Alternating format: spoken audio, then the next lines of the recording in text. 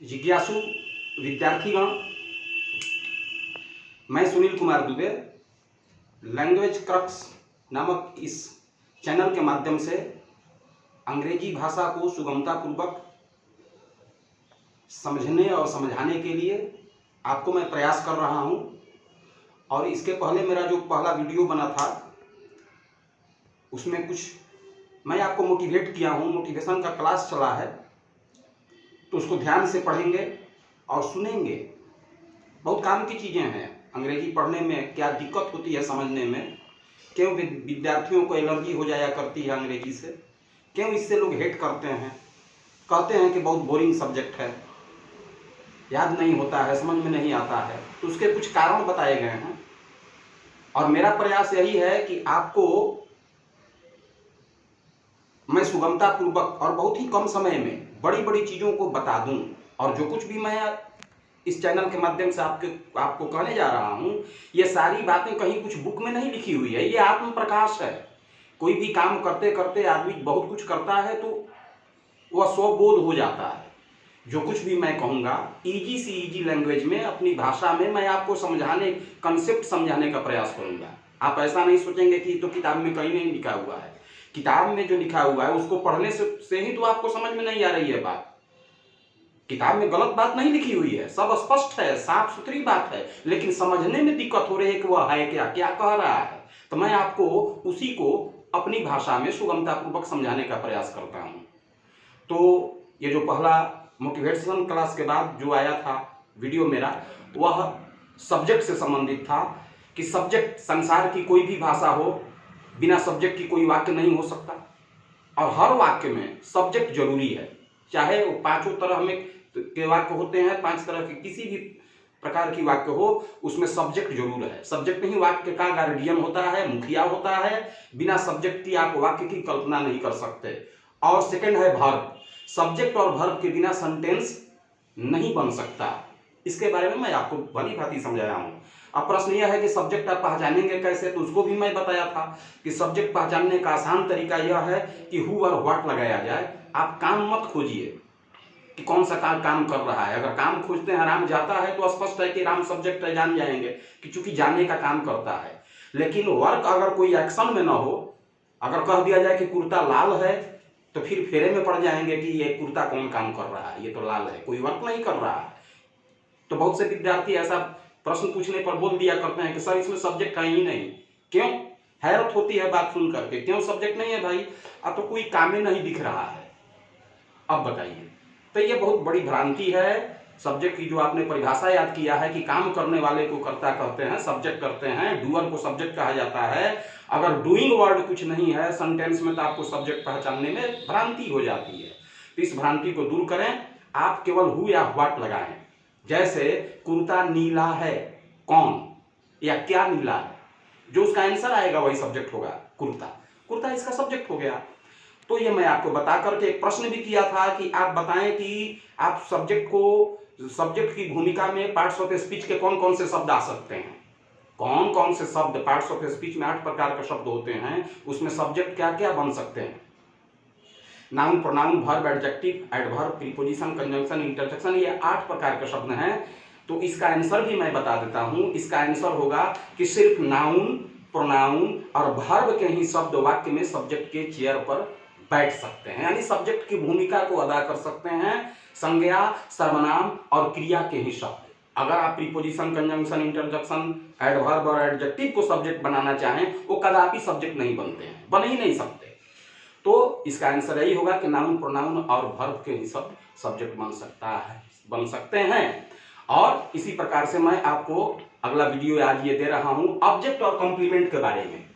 ये दोनों का कैरेक्टरिस्टिक क्या है, सेंटेंस में आप इसको कैसे फाइंड आउट कर लेंगे, कैसे समझ लेंगे कि यह ऑब्जेक्ट है और यह कॉम्प्लीमेंट है। मैं इसको इजी से इजी तरीके से आपको बताने का प्रयास करता हूं। 3 तो आइए, ऑब्जेक्ट सबसे पहले इन 2 बातों में, ऑब्जेक्ट और कॉम्प्लीमेंट में, ऑब्जेक्ट को मैं आपको बता रहा हूं बड़े ही आसानी से, अधिक घूमना नहीं ऑब्जेक्ट पहचानने में। ऑब्जेक्ट पहचानने का स्पष्ट तरीका मैं बताता हूं। आप बचपन से ही परिभाषा याद किए होंगे या पढ़े होंगे, लेकिन उसके तथ्य को नहीं समझे हैं। ऑब्जेक्ट की परिभाषा प्राइमरी स्टेज से ही शिक्षक या घर में माता पिता भाई बहन बड़े भाई बहन बताते हैं कि जिस पर क्रिया का फल पड़े, असर पड़े, वही ऑब्जेक्ट होता है। क्रिया का जिस पर फल पड़े उसी को ऑब्जेक्ट कह देते हैं। तो एक सीधी सी वाक्य ले लेते हैं हम, जैसे आप यहाँ आइए बोर्ड पर देखिए, Ram it's a mango. Ram it's a mango, Ram आम खाता है। अब आपको देखना है कि क्रिया का फल किस पर पड़ता है। ये राम अब तो सब्जेक्ट है, हु कौन खाता है, तो राम, हु लगा के सब्जेक्ट पहचान गए। इट्स वर्ब है। अब फल किस पर पड़ा, ये ऑब्जेक्ट का फल किस पर पड़ा, अब क्या बताएंगे। ये ऑब्जेक्ट का फल, ये राम, ये वर्ब का जो फल है, इफेक्ट है, प्रभाव है, ये राम पर पड़ रहा है कि मैंगो पर पड़ रहा है, आप स्वयं फाइंड आउट करें। बेशक मैंगो पर फल पड़ रहा है, क्योंकि राम का वजन जितना था, राम का रंग रूप जैसा था, अगर राम गोरा है तो गोरा ही रह गया आम खाने पर भी। राम जिस स्थिति में उसकी स्थिति वही रह गई, लेकिन फल पड़ गया, इफेक्ट पड़ गया इस मैंगो पर।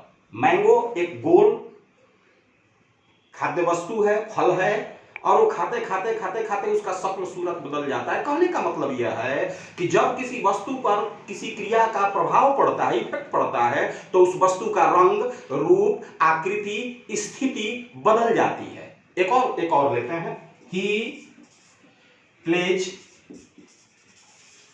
फुटबॉल,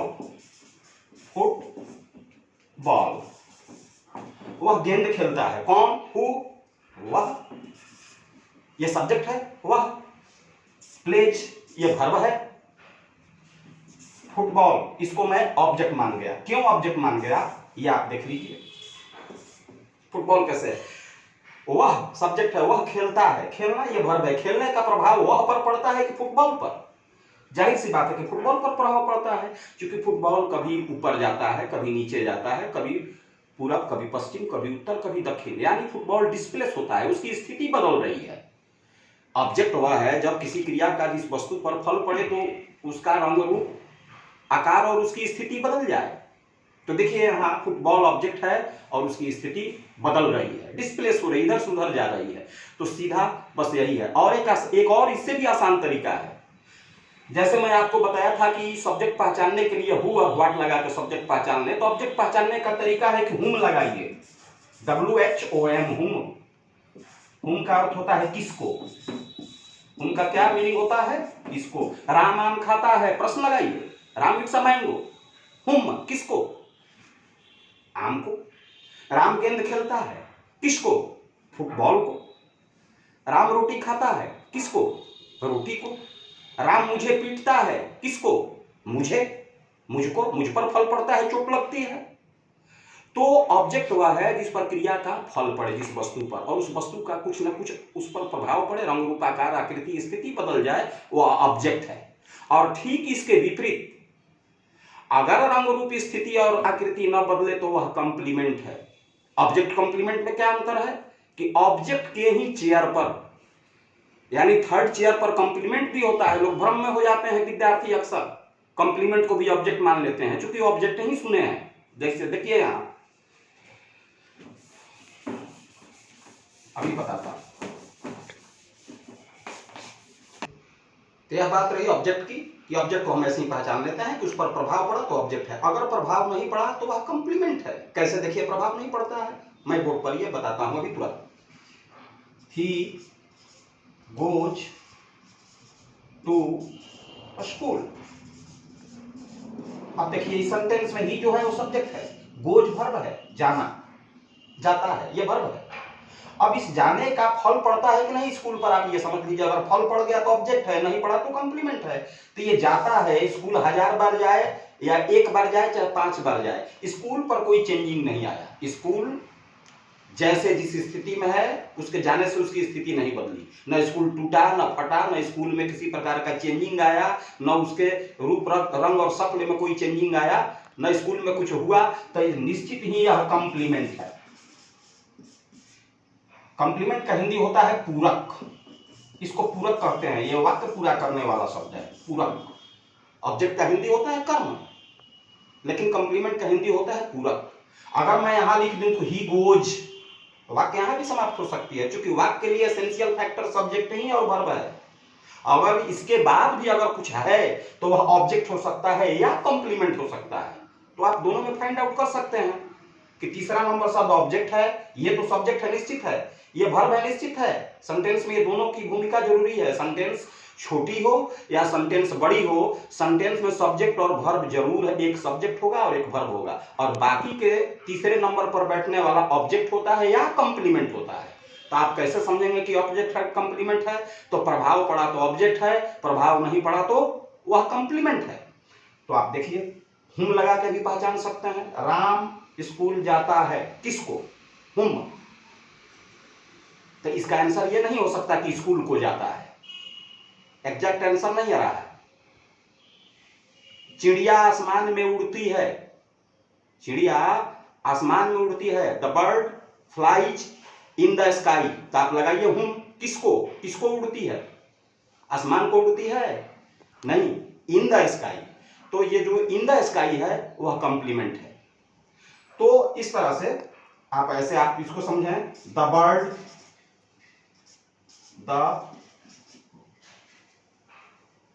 बर्ड्स आर फ्लाइंग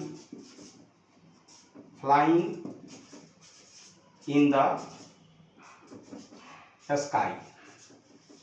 अब इस सेंटेंस के मैकेनिज्म को हम देखते हैं कि इसमें कौन कौन से मैकेनिकल, इसमें क्या क्या तत्व लगे हुए हैं। तो ये पहला सब्जेक्ट है, चिड़िया आसमान में उड़ रही है, कौन? हु, चिड़िया, ये सब्जेक्ट है। आर फ्लाइंग ऑक्सिलरी वर्ब के साथ अपना ये मेन वर्ब है, फ्लाइंग, ये 4 है। अब इसके बाद ये तीसरा शब्द ऑब्जेक्ट होता है, अगर ऑब्जेक्ट नहीं हुआ तो कंप्लीमेंट हुआ। तो दोनों में क्या है ये? तो चिड़िया उड़ती है तो आसमान पर कोई फल नहीं पड़ता, आसमान जैसे है जिस स्थिति में वैसे ही पड़ा हुआ है, ये कॉम्प्लीमेंट है। हुम लगा के भी आप इसको देख सकते हैं। चिड़िया आसमान में उड़ती है, किसको? क्या आप कहेंगे आसमान को उड़ती है? नहीं, इसलिए यह कॉम्प्लीमेंट है। कहने का मतलब कि कॉम्प्लीमेंट वह है जो वाक्य को पूरा करने का काम करता है, पूरक है, और ऑब्जेक्ट वह शब्द है जिस पर क्रिया का फल पड़ता है। तो यही है ऑब्जेक्ट और कॉम्प्लीमेंट में। ये आपको अभी जनरल इंग्लिश बता रहा हूं, सामान्य चीज है, अधिक डीप में मैं नहीं अभी जाना चाह रहा हूं। इसको अगर सही सही समझना है तो इसमें और सी बहुत गहराई है। इसमें अब कॉम्प्लीमेंट भी 2 तरह के होते हैं, सब्जेक्टिव कॉम्प्लीमेंट, ऑब्जेक्टिव कॉम्प्लीमेंट, बहुत सी बातें हैं। कम से कम कुछ नहीं तो ये 2 घंटे का ये सब्जेक्ट है, ऑब्जेक्ट और कॉम्प्लीमेंट। ये 2 घंटे अगर पढ़ाई हो तो अभी आपको उतनी जरूरत नहीं है। अगला वीडियो जो मेरा आएगा फिर से मैं ऑब्जेक्ट और कॉम्प्लीमेंट को पढ़ाऊंगा, लेकिन इसके बाद पढ़ाऊंगा। पहले इस तथ्य को समझ लें, इसके फंडामेंटल रूप प्रारूप का आप समझ लें, इसके बाद में अधिक डेप्थ की बात अगले वीडियो में आपको जारी किया जाएगा। तो थैंक यू। अगर ये आपको वीडियो मेरा पसंद आया हो तो आप निश्चित ही सब्सक्राइब करेंगे और लाइक करेंगे। Thank you.